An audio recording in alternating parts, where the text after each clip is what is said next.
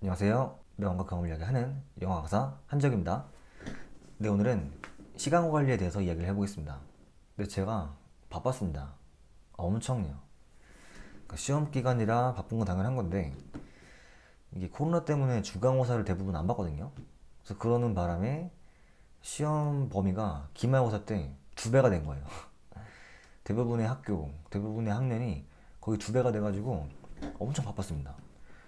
저는 수업할 때 수업 전에 준비를 꼭 하거든요. 그리고 웬만하면 수업 자료를 직접 만들어요. 그래서 그것만 해도 학교가 몇 개인데 엄청 양이 많더라고요. 근데 거기에다가 학원 운영도 해야 되고 제가 외부 출판사와 어떤 일을 했거든요. 근데 그런 것들 겹치니까 엄청 정신이 없는 겁니다. 저는 지금 약간 지옥에서 살아 돌아온 것 같아요.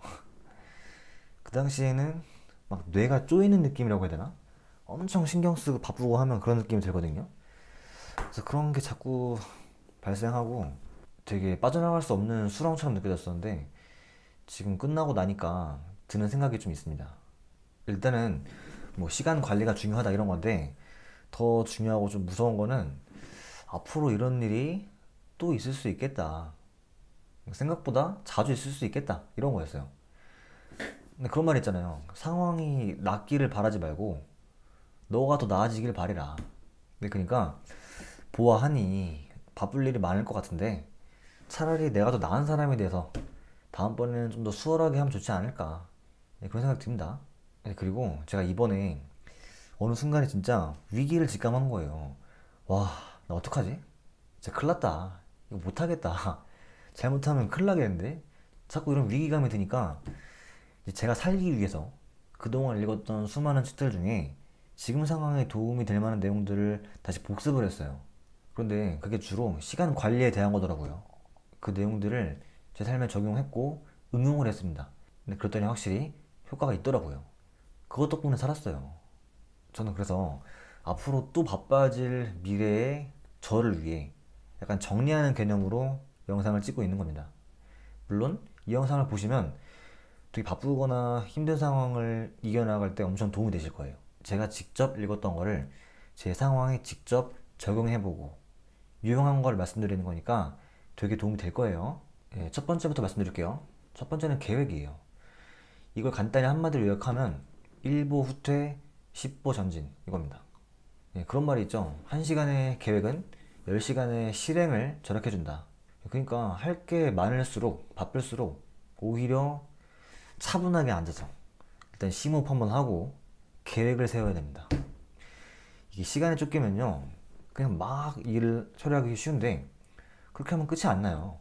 이게 약간 무슨 느낌이냐면요, 사람들이 건물 안에 많이 모여 있는데 화재 알람이 울린 거예요. 뭐 가짜 화재 알람이라고 칠게요. 그런데 사람들이 우왕좌왕하면서 서로 빠져나가려고 막 엉키면서 다치고 그런 상황인 겁니다. 그러니까 생각 없이 바쁘게 일을 처리하면요 그런 느낌이에요. 그런데 계획을 세워서 하잖아요. 근데 처음에는 마음이 불편하고 이렇게 되나? 이럴 시간이 있나? 싶지만 이게 오히려 느린 것 같지만 더 빠릅니다. 불난 것 같다고 막 달려가는 거는 달려가는 자체는 스트레스가 풀리겠지만 막 뒤엉키잖아요. 차라리 조금 빠르게 다 같이 질서 있게 걸어가는 게 더 빠르죠. 자, 일단 이 영상은 제 생각에 좀 실용적인 부분에서 도움이 돼야 되기 때문에 이렇게 말씀드려 볼게요. 저는 어떻게 했냐면 노트북을 켠 다음에 메모장을 열었어요. 그러니까 손으로 쓰는 것도 좋긴 한데 메모장으로 하면 좋은 게 지웠다가 쓰는 거를 쉽게 할 수 있습니다. 그러니까 일단은 메모장에 제가 해야 될 일을 쫙 적었어요. 순서와 상관없이.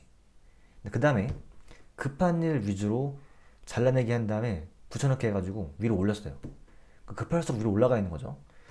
그런 식으로 지금 당장 해야 되는 일과 약간 나중으로 미뤄도 괜찮은 일, 그런 거를 구별했어요. 의외로 진짜 급해 보여도 그 중에 진짜로 지금 당장 해야 되는 거는 몇 개 없습니다. 의외로 좀 미뤄도 되는 게 있어요. 자, 그런 다음에는 이제 이런 식으로 분류를 또 해봐야 돼요.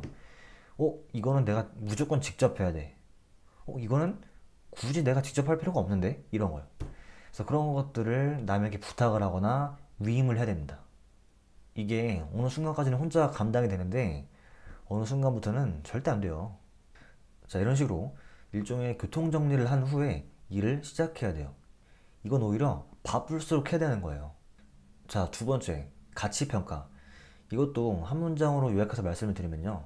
자신의 시간을 최대 가치를 발휘할 수 있는 곳에 사용해라. 이겁니다. 자, 그러니까 따져봐야 돼요. 내가 이걸 하면 그 결과물의 가치가 이만큼이겠지? 이걸 하면 이만큼이겠지? 이걸 하면 이만큼. 뭐 이런 식으로요. 그렇게 한 다음에 당연히 가장 높은 가치를 가져올 수 있는 일을 해야죠. 자, 근데 이거를 가끔만 하는 게 아니라 매 순간 시시각각 해야 됩니다.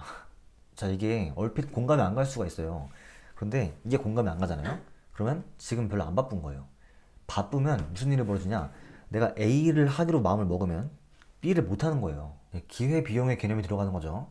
물론 사실은 평상시 바쁘지 않을 때도 기회비용이 존재하는 게 맞지만 바쁠 때는 그 기회비용이 훨씬 더 커요. 그러니까 내가 나의 시간과 에너지를 어느 곳에 투자할지를 잘 정해야 됩니다. 자, 근데 이게 웃긴 게 이미 갖고 있는 스킬이에요. 어느 정도는. 만약에 유럽 여행을 간다고 쳐볼게요. 그러면 유럽 여행은 잘 못 가잖아요. 물론 요즘에는 코로나 때문에 못 가지만 아무튼 정말 어쩌다가 황금 같은 기회가 와가지고 가는 건데 그러면 소위 말하는 뽕을 뽑고 와야죠. 그럼 계획을 어떻게 세우죠? 당연히 그 최소의 시간 중에서 최대의 가치를 뽑을 수 있는 방식으로 계획을 짜겠죠. 예를 들면 영국을 가면 핀란드는 못 가는 거예요. 뭐 이런 식이죠. 그리고 스위스를 가면 이제 붙어 있는 프랑스나 이탈리아는 더 잘 갈 수 있고 이런 식으로 최적화를 해서 어떻게 하는 것이 내가 딱 하나를 했을 때 가장 좋은 결과물을 불러올 것인가 이런 거를 따져봐야 됩니다. 너무 중요한 문장이라 다시 말할게요. 자신의 시간을 최대의 가치를 발휘할 수 있는 부분에 투자해라. 세 번째는 몰입이에요. 집중을 해야죠. 이것도 한마디로 정리를 할게요. 능률 곡선을 깨지 마라. 이겁니다. 제가 어떤 책을 읽었는데 거기서 보니까 집중해서 하고 있는 일을 하다가 그 집중을 깰 때마다 그 일종의 능률 곡선이라는 게 있는데 그 곡선의 주기를 망가뜨리게 된대요. 분산된 주기가 돌아오는데 평균 23분 15초가 걸린다는 연구가 있어요. 그러니까 일을 하고 있는데 핸드폰 알림 같은 거를 확인할 때마다 20분 이상이 낭비되는 거예요. 집중해야 됩니다. 이게 얼핏 보기에는 진짜 오래 걸릴 만한 일도 집중만 빡 잘하잖아요. 의외로 금방 끝나요. 진짜 양보다 질이라고 그 질 좋은 고퀄리티의 임팩트 있는 그 짧은 시간 안에 많은 걸 할 수가 있습니다. 근데 그 시간이 길다면 어떨까요? 그런 몰입하고 있는 시간의 길이를 늘리는 게 좋아요. 제 생각에는 가장 조심할 게 스마트폰이고요. 가장 좋은 게 아침 시간에 일을 하는 겁니다. 네, 제가 지금까지 세 가지를 말해봤는데요. 이렇게 말하는 걸 보면 제가 무슨 이거를 마스터한 것처럼 보이는데 아니에요. 저는 미래에 바빠질 저를 위해서 정리를 하고 있는 거예요. 물론 이걸 제가 성공적으로 써먹었기 때문에 말을 하는 거긴 합니다. 그런데 이게 100% 마스터한 건 아니에요. 그런데 이 영상을 왜 찍냐면 다시 말씀드리지만 일종의 지향점인 거죠. 이렇게 해야 되는구나. 이렇게 하면 되겠구나. 그래서 그런 거를 저를 위해 그리고 이 영상을 보시는 분들을 위해서 영상에 담아봤습니다.